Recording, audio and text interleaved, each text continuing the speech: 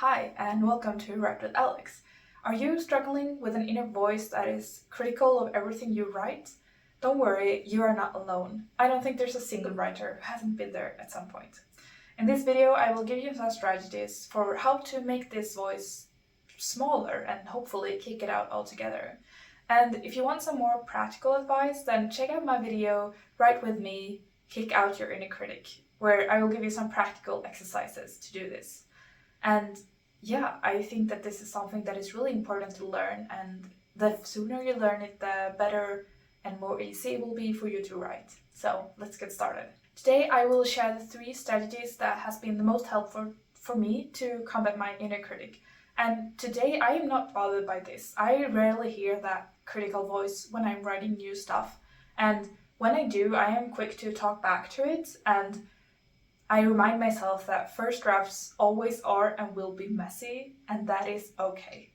And these 3 strategies that I will share with you today is separate writing from editing, don't share your text, and also participate in a writing challenge. My first strategy is to separate editing from writing, and I think this is the most important part, because when you learn this and practice this, that is the easiest and fastest way to silence the inner critic. And writing, in this sense, writing means to write your first draft, so writing new things. Then editing means changing text that you have already written. And the reason why this is so important is that when you are editing, you are inviting a critical voice or like some outer opinion upon the text you have written. And a lot of people automatically start out doing this while they are writing, so they will write a few scenes and then they will go back and edit, and maybe they start every writing session by going back and editing, and everyone's writing process is very different, and for some that works. But if you are struggling with an inner critic and you are one who edits while you are writing, I highly recommend trying not to do this for a while and see if that helps. The second point is to not share your text while you are writing. And for some of you, this is already a given, and for some, this might be more of a struggle. And if you don't share your text until you are completely done, then this advice might not be the most important one for you. But if you do share, then try not sharing until you have finished the first drafts, because this is the same thing as doing the editor and the writer separately. By sharing your text, that is also inviting an editor, but it's someone else who's doing it, which might even be even more difficult or impact even more. So just keep your text for yourself while you are writing. And I always do this, and I also think it's important because then you kind of keep your creative energy contained to the project itself and to yourself. And that is a good way to keep true to what you really want to write. So one thing you can do is to have someone read your text and only give you positive feedback. That way you can get some new energy, and they can point out some of the things that you are doing really well at the text, and you can focus on knowing that you do have things that are going well in the text, and that can help you move forwards.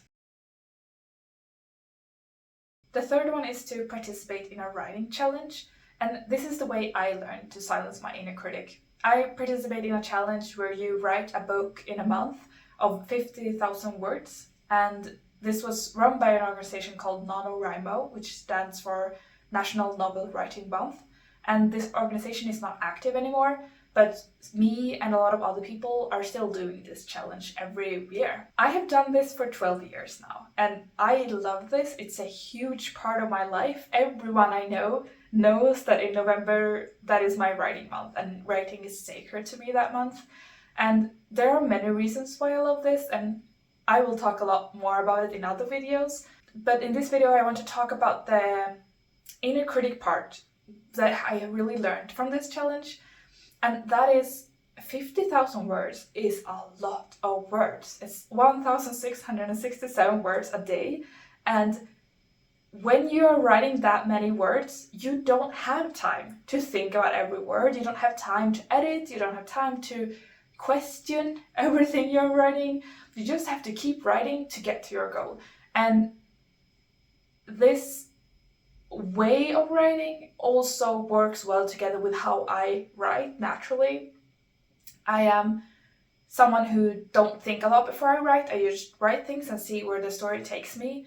And for people who plan a lot before and think a lot before they start writing, this is more challenging. But I do think that trying to reach this kind of insane amount of words as a goal does help with combating the inner critic. And there are two mantras that are really common in this challenge that we use to encourage each other. So these two mantras are: every word is a good word because it's better than zero, and editing is a problem for future me. And if you're curious about this and would like to try it, I highly recommend doing it.